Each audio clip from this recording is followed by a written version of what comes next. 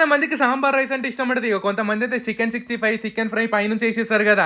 మా ఇంట్లో మా అమ్మ వెజిటబుల్స్ అన్నీ ఏసి మంచిగా సాంబార్ రైస్ చేసి ఇప్పిస్తా అంటే పాండ్రి ముందుగాలైతే ఒక్క గిలాస బియ్యంకి అర్ధ గిలాస కందిపప్పు ఏసి మంచిగా కడిగి 4 గిలాసాలు నీళ్లు పోసుకోరి జర మెత్తగానే ఉండాలి అన్నం అన్నట్టు. దాంట్లో మొత్తం అంతా పసుపు, నూనె ఏసి కుక్కర్ ఎక్కించుకొని 3, 4 విజిల్లు పక్కన పెట్టుకోరి.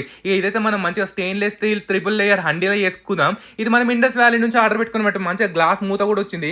మన కూపన్ కూడా ఇట్లా వాడిర్రనుకోరి 10% ఎక్స్ట్రా డిస్కౌంట్ బి వస్తది. ఇక మంచిగా నూనె కాగినాక మొత్తం అంతా మెంతులు, ఆవాలు, జీలకర్ర, పచ్చిమిరపకాయలు, కళ్యామాకు, ఉల్లిగడ్డలు ఇక అన్ని వెజిటబుల్స్ ఏసుకోవచ్చు. మునక్కాయ అయితే మ్యాండేటరీ అన్నట్టు. అరటికాయ కూడా ఏసుకుంటే మంచిగానే ఉంటది.